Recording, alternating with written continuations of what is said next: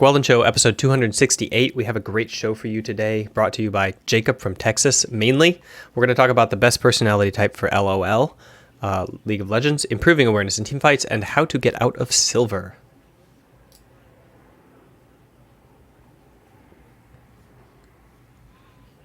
All right, so once again, this is a Q&A show for me. I'm an esports psychology trainer, professionally trained as a sports psychology trainer and coach, but came over to esport in 2014. And you can submit questions for this show to anchor.fm/Weldon Green. Anchor.fm/Weldon Green. You can call in the show there. You can also get access to the audio version of the podcast there on all of your favorite platforms, Spotify, iTunes, Google Podcasts, whatever it may be. And I don't really have any other announcements here at the head of the show, so let's just jump into the first question from Max. Hi Weldon, this is Max. I'm a D4, D3 ADC main, and one of the things I struggle with is awareness during teamfights. Oftentimes, when a fight breaks out, I kind of panic and tunnel vision on myself and the area just around my champion and kite it out. What can I do to improve my overall awareness during teamfights and stop going on autopilot when a fight starts? Thanks. All right, really good question, Max. And this is kind of the question, right? Because everybody is always training to be able to incorporate more data into their decision making. And so just as you have a limit to what you can focus on in a team fight, so does a professional player. And what they're training to do is to try to increase that limit and not panic and autopilot and reduce the amount of things they pay attention to. So the main question you're asking is, how do you increase the amount of things that you're able to pay attention to for your decision making in a team fight, and even to automate some of those decisions so they're like the right decisions? And essentially you need to incorporate what's happening in the brain is you're incorporating patterns that are already taking up, like, let's say that you have 8 slots of memory for your working memory, okay, your active working memory. And let's say moving your champion and paying attention to your opponent's cooldowns and whatever, each take up a slot. Well, what you want to do is then you want to amalgamate things into a pattern so that dodging the jungler's skill shots while shooting your shots or your skill shots, it takes up 1 slot of working memory, and some of it's automated in a way. And the only way to do that is really to stretch yourself. You have to be able to be kind of like present in the moment, have a goal when you're going into the fight, and an attempt to do the impossible, in that you want to focus on everything you're focusing on plus additional stuff, so that your brain goes, oh, I need to free up some working memory here, and struggles to put together some things that it already is focusing on, and kind of move them into a smaller unit of working memory. This is the abstracted software version of kind of what's happening. There are people looking at the hardware version of what is happening here in working memory, and it somewhat lines up with how we are understanding the software. But I would say that the way that we research this is so different when you're looking at the individual, like when you're looking at the physical brain versus when you're looking at the psychological research on like working memory and things like that, that it is very tough to say that we're close to meeting in the middle on this. So the picture that I just gave you is like a functional model that is I wouldn't say widely accepted, because I don't think the field is even that big, but it is accepted among people who look at working memory as one of the models that has a lot of efficacy. So I'm not going to say dominant either, because this is in flux so much.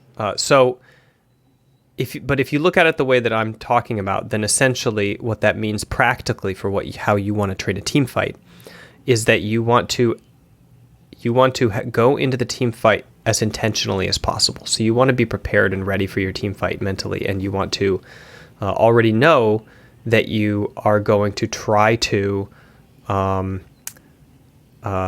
example, play a little bit up front towards the opposing team, that you're going to try to dodge the cooldowns of the skill shots of like these particular players, and at the same time you're going to try to use these cooldowns in this way. And so you're going to intentionally put yourself in like a slightly outplay / risky situation. You're already going to have a intention to try to hyper focus on like avoidance as opposed to just panicking and running away. So like when the skill shot comes at you, you're going to dodge to the side or flash or blow your cooldowns. You're not going to just panic and kite, right? And you're going to try to be as aggressive as possible and try to outplay them. And when you have that mindset, you're going in aggressively. A lot of times the panic that leads to no learning, so the panic that leads you to like trying to save all your resources or like to survive at all costs or to use every single ability, like you flash and you heal and you ice block. I just said ice block because I've been playing World of Warcraft so much. You flash and you heal and you blink or whatever to get away. Like if you use all of those things at the same time, just spamming them because you have no idea like what amount of damage or something is coming, like that's what you want to avoid, because you're making a poor judgment decision, and then you're using all these big cooldowns. You want to go in and you want to be like, okay, I can just heal and I'll survive this, or I need to flash this thing, or I'm going to hold my flash until like the ulti comes, and then when you die, because you will, you're kind of like, it's a step forward death, I would say. And these step forward deaths are a lot easier in games where you have such a lead that it is possible to make mistakes and not die, so that you can kind of review your mistakes, but then you also get to win the team fight and take a look at what went down in the post game from like a happier stance, rather than like not purposely, but accidentally losing the team fight because you're not good enough and you were playing too aggressive. But anyway, I recommend that you do that. I recommend that you lean into these team fights, that you try to go into these moments and be very scarce with your resources and use them only at the right time and not overuse them. So it's a big mistake to flash and heal when just one of those would have saved you, and it's a very bad thing to use your flash for the wrong ability when you need it for the ultimate and you're using it for something simple. So I would say like, put yourself on the front line and stretch your brain in that way. And that is how you kind of like move forward in your team fighting mechanics, day by day, fight by fight. Okay. And by the way, that backs up what happens with pro AD carries. Like Double Lift and Stixay and Perks have all described to me, and we've worked through the same process of essentially in training, putting yourself on the front line and dodging skill shots that in a true on-stage game, they would not expose themselves to. So on stage, they will be standing safely behind their peeler and DPSing at max range, but in the game, they are intentionally standing in front of their team, trying to soak a skill shot, and then intentionally dodging it in order to work up that capability of outplay. So you have to put yourself in those scenarios as a training mindset. Good luck on that, and let's jump into announcements. We're on day 3 of World of Warcraft Shadowlands, and I'm level 60 and starting to prep my tank for Heroics and Mythics. And then we're on day 3 of the AskWeldo show at 11 a.m. So you can you're watching this on YouTube right now, but you can catch the live stream at 11 o'clock California time. Tomorrow is going to be Thanksgiving, so I'm not probably going to broadcast then. Probably going to take a pause for Thanksgiving, come back on Friday. Once again, also, it's not going to be a weekend thing. Most likely, it's just going to be a Monday through Friday thing. So make sure to come to Twitch and join us for the live filming of the show where we talk to the chat before and after. All right. Question number 2 from Jacob. Hi, Weldon. My name is Jacob from Texas. I have a lot of questions to send you, but my first and main question is in regards to me being hard stuck silver for the entire year. It's also my first season of ranked.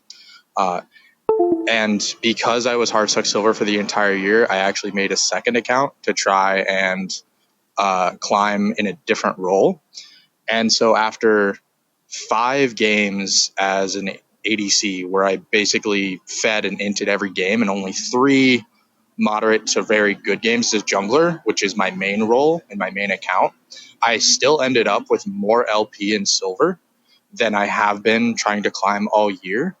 And my question is, how do players go about identifying things they can't understand or formulating solutions and a path forward when there isn't a whole lot of outside information to help them understand why they...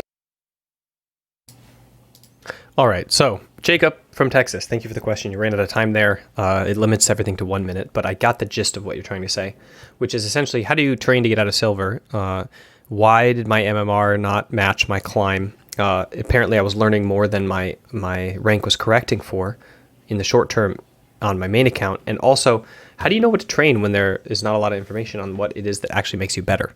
So let's answer all of those in difficulty order. The first one is, yes, when you have a lot of games, statistically, it's going to take you more victories to move the needle than if you are now better and you start a new account from scratch. Then you're going to more rapidly go to the new skill level according to like your ranking. But that's okay. That's just an inherent flaw of systems, and I think that like they could make it a lot easier in League if they, like, for example, disregarded a bunch of games that you played so that your weight of the amount of games that you played wasn't so heavy statistically when they were calculating LP. Or they could do soft resets like on a few week basis or something. Or they could see if people are spamming games, and then after they spam a bunch of games, and they stop spamming games, that they could like drop the rating of the first games that they played, or something like that. Not drop the rating, drop the weighting of them. But they're not really incentivized to do that. It's just a pretty basic system, the ELO system. So it is what it is. Secondly, how do you know? The more difficult one, how do you know what to train when there's no information about what to train? And this is the inherent problem with deliberate practice in League of Legends. You have heard of the term deliberate practice. Deliberate practice is a very specific definition, which is that you already know what to practice. And so for violin playing, which is solved, we know exactly how to make somebody a world class violinist. It's whether or not they have the motivation to actually go through the training. We know how to train chess. We know how to make somebody a grandmaster in chess or a high master in chess. It's whether or not that they go through the training and the mnemonic training and the dialogues internally with their mind, and that they have the motivation to keep that up and to be super diligent about it, that then allows them to do that or not. But the tools are there. The training is known. The drills are known. You just have to do them. There are systems where we do not know, where we're pushing the cutting edge and pioneering what it is to get better, and systems that are so complex, like League of Legends, that we don't really know exactly what to train yet. And anyway, there are no drills. So even if we knew what to train, it would be impossible to train or to test what to train because there are no drills. So for example, in swimming, the way that this happens, by the way that you create a system of deliberate practice is you have geniuses who invent drills. Those drills lead to success. The success leads to the proliferation of those drills. The drills get shared around and then used by everybody. And then another genius invents a new training drill. Games and sports are kind of one of the definitions, the cultural and anthropological definition of games and sports, is that they are trained in ways other than just playing the game or playing the sport. They are trained with discrete training methods. If they're not really considered a sport. And that's according to one of the main definitions of modern sport. Not, of course, I'm not saying like, the newspaper doesn't. I'm saying that in social anthropology, one of the main theorists around modern sport and defining what it is came up with that qualification for the definition. And it's a pretty fair one if you really think about it. So League of Legends doesn't have a lot of capability of doing drills. Therefore, not a lot of genius people are inventing drills and then having success with them and then getting those proliferated around by winning teams to then like kind of raise the level and create this bed of deliberate practice upon which that people can build their careers or know how it is to improve. So you're just winging it essentially. And that's when I recommend working with somebody who is just a high-ranked player. Like pretty much one of the most surefire ways of climbing out of silver or knowing what to train is to find a high-ranked player who is good at training people and getting them there and train with them. They will have their own method, and if they have trained multiple other people to climb, then that method is kind of proven to work. And there will be things that are accurate and inaccurate about the tools that they've chosen, but more of them are more of the things that they have picked are superior to what the average person is doing than less. Otherwise, the people they were training would not be climbing. So that is probably the best way to buy a book of how to get better, essentially. And there are tons of, like if you're going from silver to gold, there are an infinite number of volunteer coaches who are capable of doing that. I wouldn't necessarily pay a lot of money for that. Obviously, if you want a high-ranked challenger coach and you want to aim for masters, then the market for that is much more in demand. But yeah, that is my recommendation for how it is to find training techniques to climb various points on the ladder, and why it is that we have to do that. Okay, let's jump into your next question. But first, I'm going to talk about the app beta mindgames.gg, the video online training video course of 50 online videos that trains you to essentially do focused, concentrated practice and performance from a sport psychology perspective. Used to be on my website, and now it is in an app. And it is only partially in an app, so we're about 7 out of 50 episodes in. But the video course is also in the app, so you can always get access now and then be doing the video course alongside of the beta version of the app as it kind of like comes along. And the benefit for that is that it's cheaper now than it will ever be in the future, and you will be in the beta and therefore have the beta tag, which is going to be awesome at some point, to say you were one of the first people in the app. Maybe it won't be that awesome. Anyway, you will get a cute little badge of some sort that recognizes your sacrifice and service. But anyway, check it out, mindgames.gg, and there's a long explanation there of what the app looks like now and what the development is and how to participate. And if you want training in a general way for performance, that is the way to go. Let's jump into question number 3 from Jacob from Texas. Hi, Weldon. My next question for you is about visualization. I've read that a lot of high-performance athletes, or those who have things seemingly come naturally to them, do a lot of visualization exercises or just visualize a lot offhand. It's something I've found myself doing before sleep, at work, at breaks, things like that when I'm not actually playing. Partly because of the Tetris effect, I believe, and just partly because of my imagination and wanting to visualize things to get better. I wanted to ask you what you think about visualization as an improvement tool, either for mental or ingraining reaction times, as well as what you think players should be visualizing or thinking about when they're doing these types of exercises. Thank you. Okay.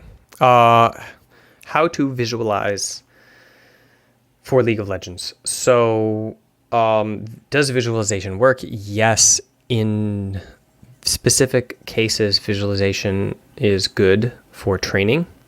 A lot of times it's just a small reinforcement. We're not talking about a large change in efficacy. We're talking about what is the 0.5% that separates the best from the very best.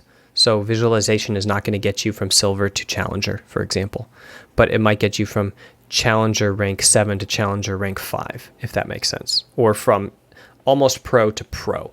So, or from 7th place team to 3rd place team. We're talking about small effect sizes here.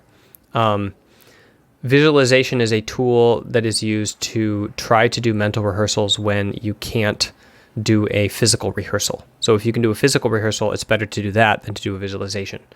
Or to do a visualization and then a physical rehearsal, which is how I'm going to suggest to use it. Essentially, you want to visualize whenever you can in the game to mentally prepare for the fight that you're about to do so that you can learn better from it. So if you know that a team fight is about to come, spend a moment to, in a very mindful way, visualize what you're going to be using your cooldowns for versus the opposing team. When you're in the loading screen of a League of Legends game, visualize how the team fights are going to go in the end game, and visualize how the mid-game power spike is going to go based on their composition versus your composition. When you are in a jungle situation, visualize as you start a gank, what's going to happen when it becomes a 4 versus 4, and how your teammate is going to use their cooldowns and your enemies are going to use their cooldowns when the other jungler counter ganks you and it becomes a fight.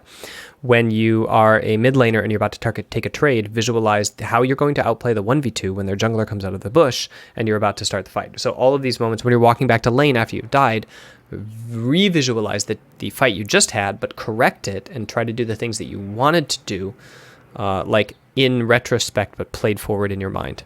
And then when you're reviewing a VOD after the game, make sure that you visualize, you watch your mistake, and then you take a moment, close your eyes, and you visualize what it would have looked like if you had not made that mistake and if you had done it correctly, and do it with your fingers moving as well, so that you have kind of like that embedded motor movement, which is one of the reasons visualization is powerful, because it activates your neurons all the way to the muscle, from your brain to the motor cortex, out of the peripheral nervous system to your muscle, and then does not actually innervate the muscle there.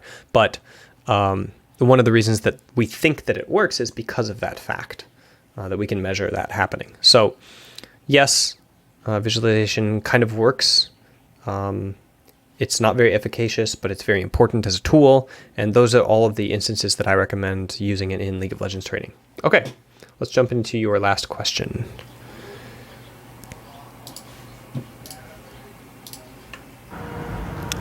Hi, Weldon.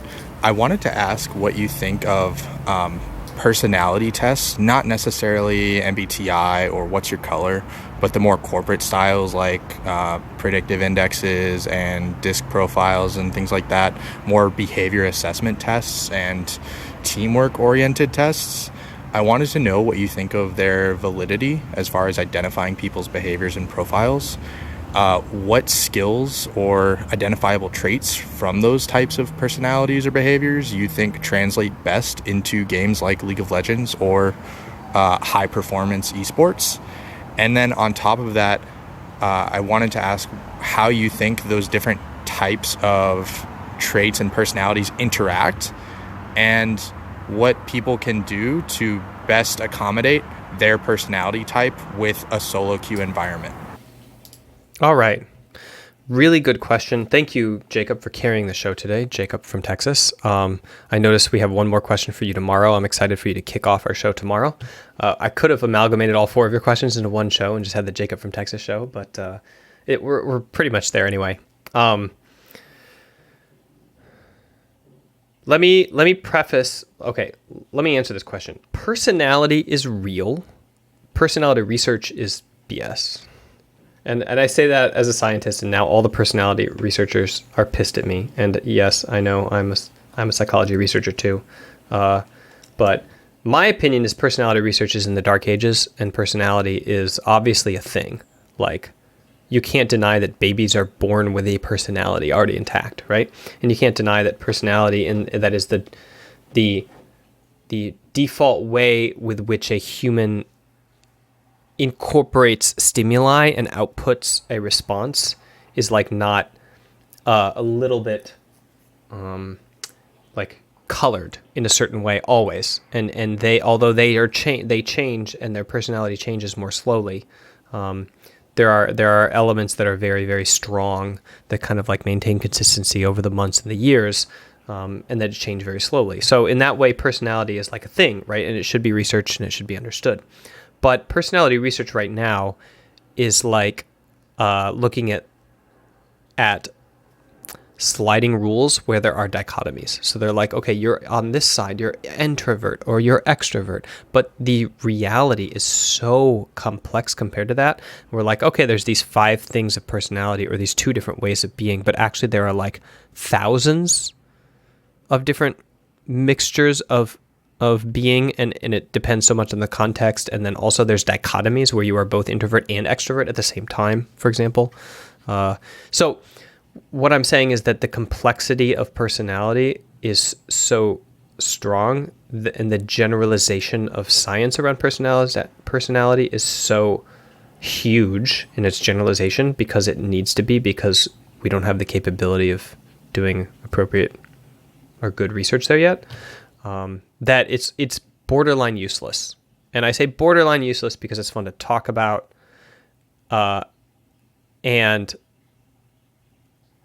I want to, and because it is kind of useful, but the problem is it's more dangerous than it is useful. Personality research applied is more dangerous than it actually is helpful. So if we could get rid of the danger, if everybody knew the limitations of personality research and just took it as a data point to bring in, oh, that's an interesting factoid, only I wouldn't call it a factoid because these aren't facts, right? That's an interesting piece of information to incorporate into my grand understanding of this person or this phenomenon or this meeting with a bunch of different business people in it, then it would be fine. But people take it as like a kind of like, well, like in your question, you know, like it's a thing, like it's well defined, and it makes so much sense and is astrological in its way of being used for people, right? We're talking about like Sagittarius here, and then TBP or whatever. So I want to purposely downplay personality research in order to because it is more dangerous than it is useful, and the amount that it is useful is actually not worth having it around if it's going to be as damning as it is. Okay, so that caveat out of the way, the question was, let me go over here. What is my opinion of personality test? Question one: What is the best personality for League of Legends and stuff like that? Okay, so let's talk about characteristics. What are the best characteristics of personality for League of Legends success that you should cultivate?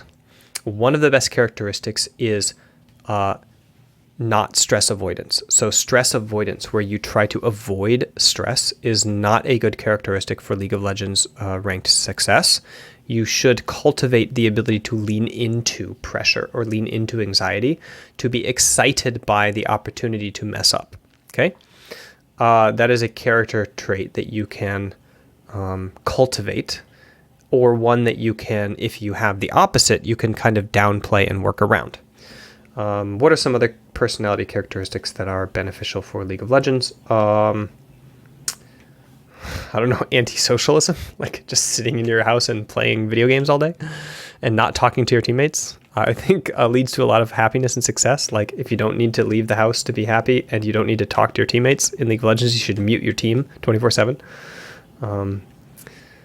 One personality trait, which I'm not really sure is a characteristic, but just the pursuit of mastery versus competition and social acceptance. So if you are kind of more driven by mastering a specific small skill, so for example, I want to tank a specific fight in World of Warcraft better, and I put hours of time into theory crafting that and trying to get it down, that's kind of like a conducive trait to success in video games and success in woodworking and success in bow hunting, which are things that I would consider myself decent at, and not the best for running for mayor, for example, or crafting legislation, if you're talking about personality types. So that is something that if you have, you would want to cultivate it, and if you don't have, that you would want to work around. Now, I'm not putting here stamps of what is possible and not possible, because there are plenty of Olympians that don't have that capability, or that don't have that personality characteristic, you would say. So once again, just look at the characteristics that you have that make you successful. Look at the characteristics in your personality as it is today, because it will change, that are hindering you, and think broadly about how to modify your mental word approach to tackling those moments. So what I mean is like your self-talk. When you go into those moments where you are anxious, do you build yourself up and hype yourself up and say, just go for it because it's a video game and it's now or never, and like, I trust myself, and the anxiety is actually nerves and it's actually excitement, and here we go? And do you build up that self-talk to like allow you to be successful in that moment, despite the fact that you don't want to actually engage the team fight first because you're just too anxious? And you don't want to queue for a ranked game because you're just too nervous about what people are going to say? Do you use your self-talk appropriately to cultivate your ability to just click that button? Like streaming today.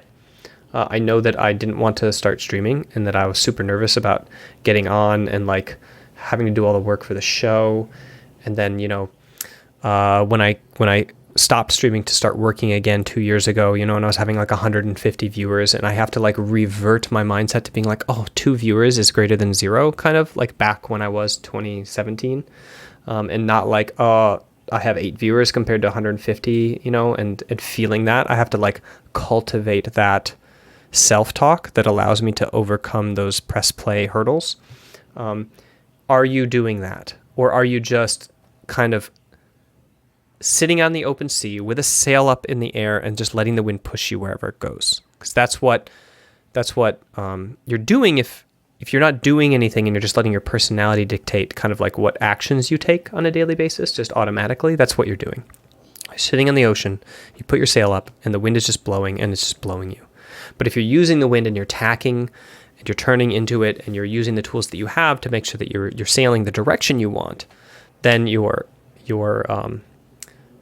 it takes self-reflection and journaling and understanding which characteristics in your particular personality, cocktail of personality, traits that you have that are conducive to your success, and which ones are hurdles that you want to kind of like talk yourself over. And self-talk is the best tool for doing that in those decision-making moments. So that's my answer, Jacob. Thanks for carrying the show today, and make sure to check this out on YouTube if you're watching on Twitch, and if you're watching on YouTube, come to Twitch and catch the live show, and let's get some World of Warcraft going.